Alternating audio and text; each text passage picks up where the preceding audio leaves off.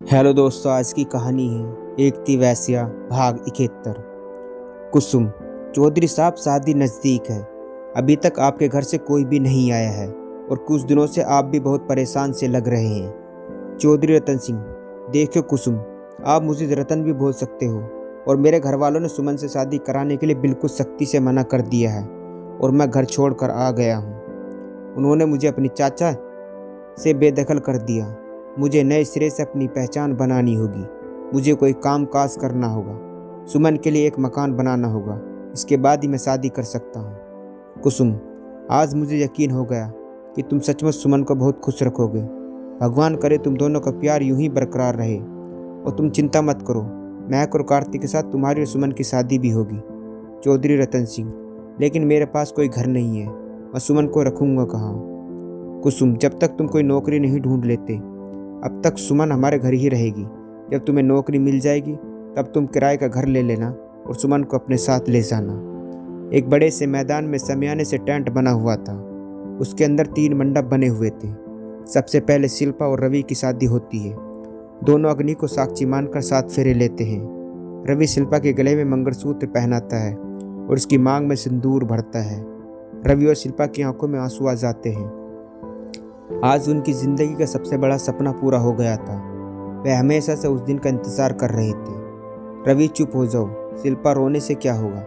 बेहतर यही होगा कि हम इस बात को स्वीकार कर लें कि माँ और दीदी अब हमारे बीच नहीं है। शिल्पा, मैं हमेशा ही से यही चाहती थी कि मैं तुम्हारी अर्धांगिनी बनूं। मैं यह नहीं जानती थी कि यह सब ऐसे हालातों में होगा। रवि, भगवान को ऐसे ही मंजूर था।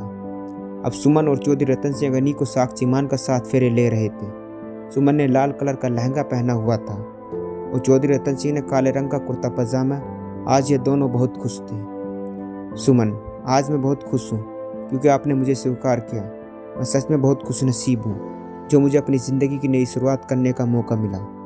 चौधरी रतन सिंह, लेकिन मैं एक अच्छा पति साबित नहीं हो पाऊँगा क्योंकि मैं तुम्हें कोई खुशी नहीं दे सकता। मेरा घर, मेरी जायदाद, सब कुछ छिन चुका है। यहाँ तक कि मेरे पास कोई नौकरी भी नहीं है। भला ऐसे में तुम्हारी ज़रूरत कैसे पूरी कर सकूंगा? सुमन, खबरदार जो आइंदा से अपने आप को बुरा कहा। मुझसे पूछे आप कितने अच्छे हैं। क्या हुआ अगर आपके पास आपका सब कुछ छिन गया? आप कहीं नौकरी करना, मैं हमेशा आपके साथ कदम से कदम मिलाकर चलूंगी। देखना, बहुत जल्दी फिर से उसी मुकाम पर पहुंच जाओगे। मुझे आप पर पूरा विश्वास है।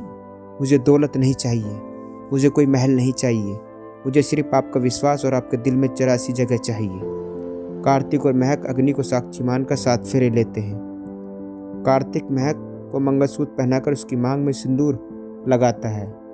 आज ये दोनों भी बहुत खुश थे क्योंकि इन्हें इस बात का अंदाज़ा नहीं था कि इतनी आसानी से इन्हें इनकी मंजिल मिल जाएगी। कार्तिक, पिंक कलर का लहंगा तुम पर बहुत जच रहा है।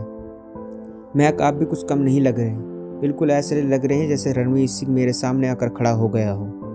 कार्तिक, मेरी जान, अगर मैं रणवीर सिंह हूँ तो तुम भी दीपिका से कम नहीं हो। यह कहकर कार्तिक महक के गले में हाथ डाल लेता है और उसका हाथ पकड़कर उसे गले लगा लेता है। महक, क्या कर रहे हो आप? यहाँ सब लोग मौजूद हैं। मेरे गले में से हाथ हटाइए। देखिए, हमारे गांव में यह सब नहीं चलता है, इसलिए आप प्लीज़ बात को समझो। कार्तिक, अरे हम पति हैं तुम्हारे। एक पति अपनी पत्नी के गले में हाथ डालते तो भला लोगों को क्या परेशानी हो सकती है? महक, ये बात तो सही है।